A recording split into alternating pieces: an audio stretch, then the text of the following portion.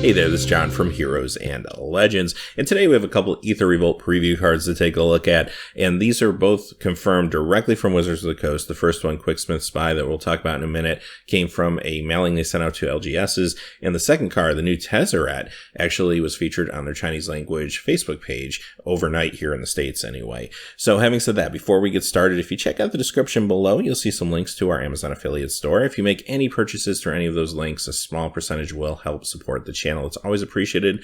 Also, you'll find links to our Patreon page down below as well. Having said that, let's get into the new cards. Our first card is Quicksmith Spy. It costs a blue and 3, Human Artificer, rare. It's a 2/3, and when this enters the battlefield, target artifact you control gains tap, draw a card, as long as you control Quicksmith Spy. So, it looks like there's going to be a cycle of these. We saw the red one previewed a few weeks back. This one, does what you think blue would do. It's going to give the ability to tap to draw a card to an artifact, and I do think that that's actually pretty good in limited. I think this is going to be a decent limited card. I do think that in the environment of Kaladesh, as well as Aether Revolt, there's going to be enough targets for this, and it's going to be, I think, relatively easy to find a target that might just be sitting on the battlefield, not necessarily doing anything immediately for you, and drawing an extra card in a game of limited can be a very powerful effect, especially if you can recur it and do it over and over again. Also, this is a card that your opponent's probably going to have to deal with in some capacity, and making them use the removal on a 2/3 creature that you only paid 4 for does not feel that bad to me. Having said that, I don't see it crossing over into standard necessarily, because the forecasting cost for a 2/3 creature is a little bit under par for what you're looking for out of power and toughness, but also, and more importantly, it's relying on board state. You're playing this card and it's not doing a whole lot for you unless you already have another artifact in play that you can tap to draw the card. If that's not in play, this almost feels like a dead draw in a lot of situations. And because of that level of variance, I don't see it getting there, but I do think it will be a great limited card, and I think it could be an actually very fun commander card. Here's a little freebie for the commander fans out there. A lot of people probably haven't even heard of this card or forgot about it, but Pilapala from Shadowmoor, it's a common.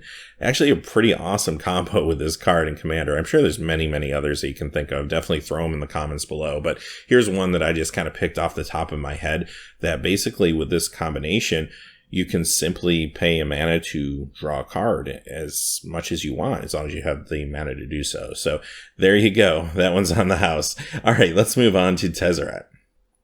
All right, Tezzeret the Conspirator. This again came to us from a Chinese traditional language spoiler, so it is translated, so there may be some errors in translation. You want to take that into account, but what we have right now is it's going to cost 2, a blue and a black, and it's going to have a 5 loyalty when it enters the battlefield, +1, create a colorless artifact token named Ethereum Stone with tap, sacrifice this artifact, add 1 mana of any color to your mana pool. -2, target creature gets +X, -X until end of turn, where X is the number of artifacts you control. And then finally, -7, you get an emblem with, at the beginning of your combat phase, target artifact you control becomes an artifact creature with base power and toughness 5/5. All right, where do we begin with this card? Here's the thing. Usually I kind of talk about its utility before I start going into how I personally feel about the card, but I think it's important to just say how I personally feel about it first. I kind of feel like middle of the road here. Like, I'm a little hot, I'm a little cold on this card, and I think every ability just kind of enhances that for me. I don't know. Like, here's my thought. The -2 ability, hey, that's great. It protects itself, but it is contingent on having other artifacts in play.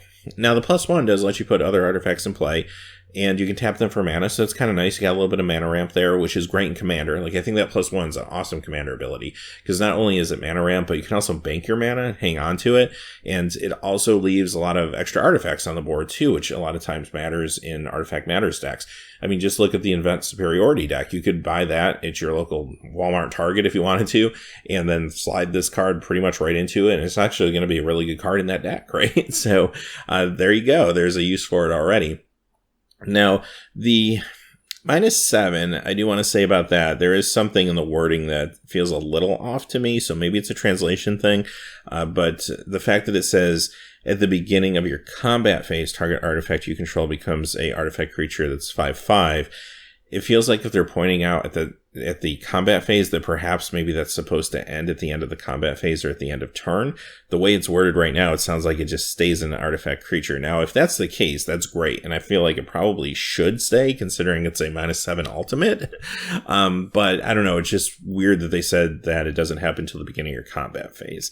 So I'm not really sure why that is. And again, that might be just an oddity in the translation. So I guess we'll see once we get the English language version of that card. Hopefully the creature does stay a 5/5, or the artifact does stay a 5/5 creature, but I don't know. At this point, if it's only temporary, then that means it's still okay because it's going to allow you to attack in with a 5/5. It just isn't very defensive if you're kind of on the defense. And that is a drawback, if nothing else. Now, the other thing I like about this card is the fact it only costs 4 and it comes in with 5 loyalty. So like that alone, even if you just plus this, it becomes a 6, and your opponent's probably going to want to get rid of it just because it is a planeswalker and it can do some crazy things as the game goes on. So it's going to absorb at least 6 points of damage probably and take that off of you. And that's not a bad thing for 4 mana. And on top of that, you'll also get to ramp out a little bit perhaps with it, or maybe deal with one of the creatures on the board that is problematic. And in that case, it might not absorb as much damage for you, but at the same time you're dealing with another issue long term, it's going to absorb damage. So for 4 mana, that's actually pretty decent. It's also pretty easy, relatively speaking, to ultimate it to the -7, considering it's coming in as a 5. As far as playability goes, here's what I'm thinking. I think it has the tools to be standard playable in a certain circumstance. And what I mean by that is we haven't seen the Aether Revolt set. So far, the cards we have seen do feel super artifact-centric, in some ways even more artifact-centric than we saw in Kaladesh.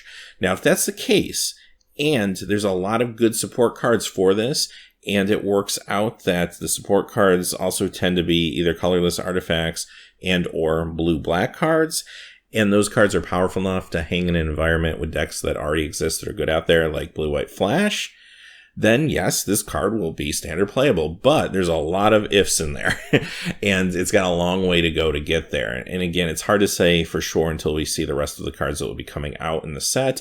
But as of right now, I think it's got a lot of obstacles to get through before I would go ahead and say this is going to be seen in standard. I do think it's awesome for Commander. I think it's a great limited card. Obviously, this is a limited bomb if you happen to open it. But I'm having a hard time finding like great applications for it beyond those 2 scenarios, at least at this point. But again, we do have a lot more cards to see. So having said that, those are the cards for today. So I will continue to keep my eyes and ears open for any other preview cards that show up, and we'll talk about them here on the channel. I always love to hear your comments below too on what you think about these cards. And I don't know what's going to happen exactly this time around with spoiler season. Typically it would start a week from today officially, but they have said on Wizards' website that they are not going to be running any new articles until January 2nd. So I don't know if that means we're going to have a condensed spoiler season that would start 2 weeks from today officially.